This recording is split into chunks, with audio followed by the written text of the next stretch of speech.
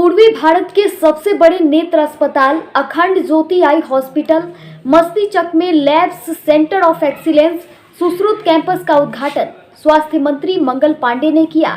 इस दौरान अखंड ज्योति आई हॉस्पिटल के विजन 2030 की सराहना स्वास्थ्य मंत्री ने किया। कार्यक्रम के उद्घाटन के बाद लोगों को संबोधित करते हुए स्वास्थ्य मंत्री ने कहा कि जल्द ही इस हॉस्पिटल के आई बैंक की सुविधा शुरू कर दी जाएगी ताकि किसी भी प्रकार से आंखों के इलाज में कोई परेशानी न हो सके। मैंने विजन 2030 के बारे में भी पूरा पढ़ा है, समझा है और बहुत अच्छी सोच है। बिना विजन के कोई काम नहीं होता, बिना टारगेट के कुछ अचीव नहीं होता। जब भी कुछ करना हो जीवन में तो विजन होना चाहिए और विजन के साथ टारगेट होना चाहिए। तो जो विजन 2030 आपने बनाया है उसमें बहुत सारे आपने टारगेट्स तय किए हैं कि इसमें 15 लाख सर्जरी आप निःशुल्क करेंगे, 20 लाख दृष्टि सुधारक सर्जरी की जाएगी, लगभग 1 करोड़ 20 लाख लोगों का आप आई टेस्ट करेंगे। तो ये सारी चीजें आपने की है। 1500 लड़कियों के प्रशिक्षण की व्यवस्था आपके तरफ से की जाएगी। जो सर्जिकल आउटपुट है उसको बढ़ा के 4 लाख सर्जरी प्रति वर्ष किया जाएगा। तो ये सारे जो गोल आपने तय किए हैं, जिस प्रकार से आपका संगठन काम कर रहा है, मुझे पूरा विश्वास है कि आप हर गोल को अचीव करेंगे और इस संस्थान को हम सब लोग मिलके एक विश्व स्तरीय संस्थान आगे आने वाले भविष्य में हम बना पाएंगे। और जीवन में ज्योति का ही सबसे ज्यादा महत्व और किसी की आंख की ज्योति दे दी जाए या आंख की ज्योति को ठीक कर दिया जाए या नेत्र में आई हुई समस्या को ठीक कर दिया जाए तो उसे पूरी तरीके से एक नया जीवन मिल जाता है। आप सब लोगों के प्रयास से, आपके संस्थान के प्रयास से जो बताया गया कि पिछले 20 वर्षों के अंदर में जो लाखों लोगों के यहाँ 10 लाख सर्जरी, शायद बताया गया कि 10 लाख सर्जरी हुआ। तो ये सारे लोगों को जो आपने एक रोशनी देने का काम किया, वो रोशनी एक नया जीवन की तरह होता है।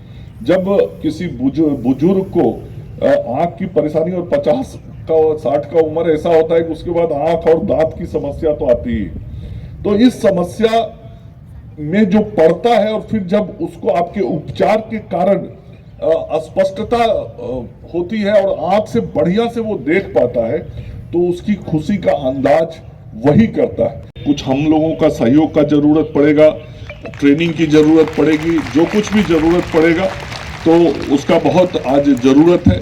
मैंने राज्य के कई हिस्सों में आई बैंक मैंने अपने ही कार्यकाल में खुलवाए और आई डोनेशन के काम मैंने शुरू कराए। बहुत बड़ी संख्या में आई डोनेशन हो रहा है। तो ऐसा सुविधा इधर होने से इधर के बहुत सारे जिलों को लाभ हो जाएगा। तो इस प्रकार के जो भी काम आप सब करेंगे, हम सब लोग निश्चित रूप से पूरी तरीके से आपका सहयोग करेंगे। और मैं ये जरूर कहना चाहता हूं कि आज पूरे देश में और पूरे राज्य में जो स्वास्थ्य सेवाओं में परिवर्तन हो रहा है वो 2 व्यक्तियों की बहुत बड़ी सोच है। हमारे देश के आदरणीय प्रधानमंत्री श्री नरेंद्र मोदी जी और हमारे माननीय मुख्यमंत्री श्री नीतीश कुमार जी। आज नरेंद्र मोदी जी की ही सोच है और नीतीश कुमार जी का ही सहयोग है कि आयुष्मान योजना शुरू चल रहा है। आपके अस्पताल में भी आयुष्मान योजना के लाभार्थियों को लाभ मिलता है। ये गरीब का पैसा नहीं लगता और उसकी आंख की सर्जरी हो जाती है, उसकी आंख की रोशनी वापस आ जाती है, उसका कैटरेक्ट का ऑपरेशन हो जाता है। ये कोई सामान्य बात नहीं है। गांव में रहने वाले सामान्य किसान का यदि 25,000 रुपया 20,000 खर्चा होता है ना तो उसको 6 महीना साल भर का उसका बजट बैलेंस करना पड़ता है। लेकिन यहाँ आने के बाद नरेंद्र मोदी और नीतीश कुमार जी ने गरीबों के लिए जो ये आयुष्मान योजना को क्रियान्वित किया, आज गरीब पॉकेट में एक ठो कार्ड रख के, आयुष्मान योजना का कार्ड रख के आता है और इस हॉस्पिटल में एंट्री करता है, फ्री में ऑपरेशन करा के यहाँ से जाते थे। बिहार में केवल आयुष्मान योजना के लाभार्थियों पे हम लोगों ने खर्च किया है।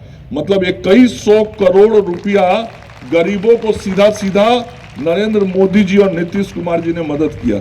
यदि ये आयुष्मान योजना ना होता तो हम 2100 करोड़ रुपया उन गरीबों के इलाज के लिए पैसा नहीं दे पाते और हम नहीं दे पाते तो गरीब तो इलाज कराता तो उसके पॉकेट का पैसा खर्च होता। किसी को जेवर गिरवी रखना पड़ता, किसी को जमीन बेचना पड़ता, किसी को अपने परिवार के विकास को बाधित करके अपना इलाज कराना पड़ता। लेकिन आज वह 2100 करोड़ रुपया उन गरीबों का बचा सरकार का खर्च हुआ और वो पैसा उनके परिवार के विकास पे खर्च हो रहा है। यही है आत्मनिर्भर भारत बनने का रास्ता।